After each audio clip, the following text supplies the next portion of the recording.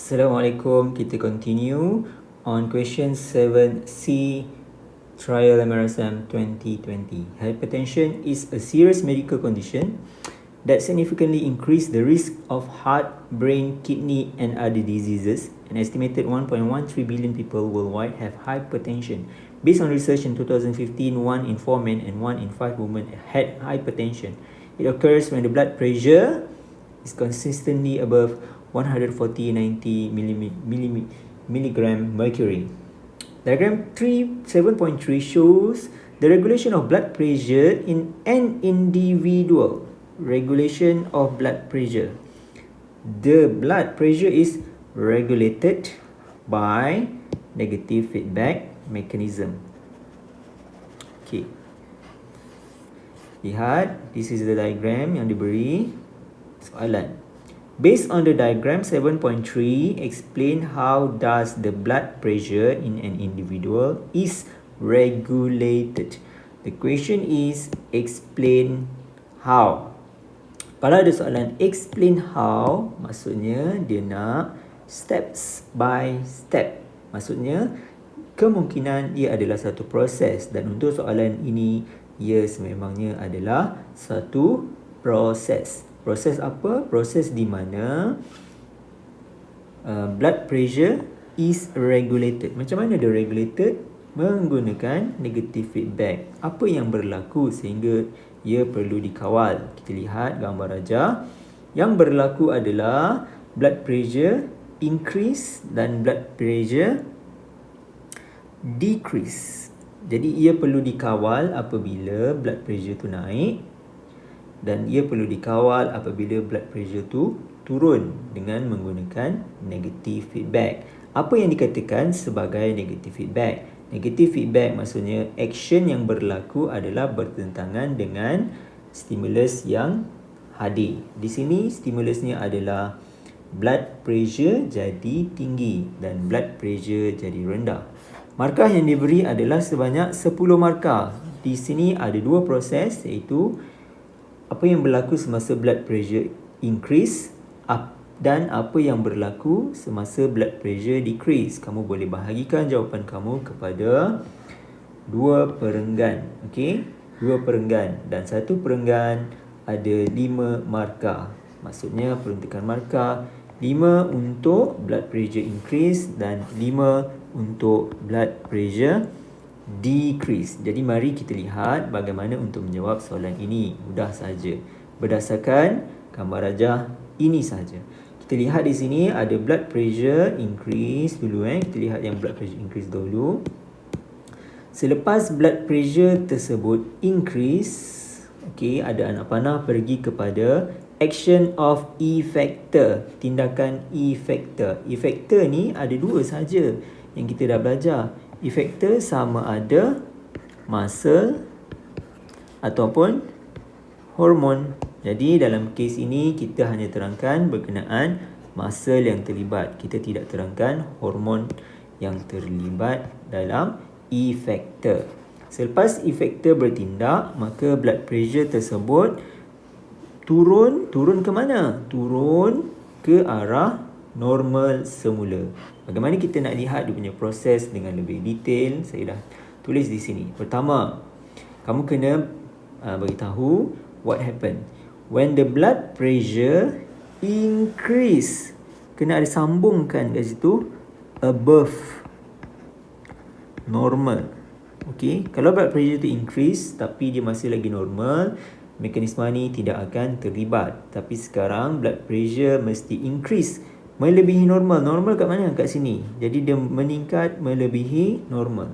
So what happen? Stimulusnya adalah blood pressure. Bila blood pressure, reseptor yang terlibat adalah baroreceptor. Kena bagi tahu baroreceptor are stimulated, more stimulated. Apabila baroreceptor stimulated, dia akan menghasilkan, dia akan generate impulse. Okay, impulse ni adalah maklumat lah.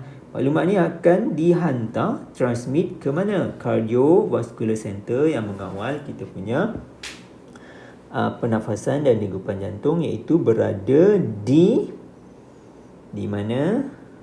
Di yang mengawal kita punya blood pressure yang berada di medulla oblongata. Dan seterusnya, cardiovascular center akan bagi impuls ataupun selepas dia interpret maklumat tersebut, dia akan send impuls tu ke efektor supaya action boleh dilakukan.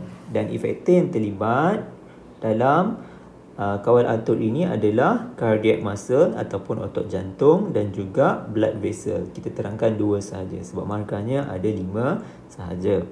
Okey. Jadi action of effectornya kita kena bagi tahulah. Yang pertama, what happen to the cardiac muscle after they receive the impulse? Cardiac muscle akan contract and relax slower kerana tadi blood pressure naik. Blood pressure ni disebabkan oleh contraction of heart ataupun disebabkan oleh blood flow. Jadi kat sini cardiac muscle kena contract dengan relax slow sikit supaya blood pressure boleh diturunkan. Faham Yang kedua, dia punya efektor adalah smooth muscle of artery. Smooth muscle adalah sejenis muscle juga yang berada di arteri kita.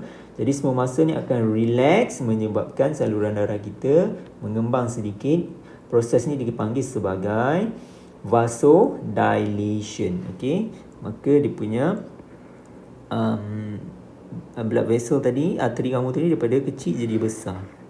Lubang dia jadi besar, maka blood flow kat dalam tu lebih banyak dan dia akan mengurangkan pressure. Okey, mengurangkan resistance dan seterusnya mengurangkan pressure. Ini adalah action yang berlaku yang kamu perlu tulis.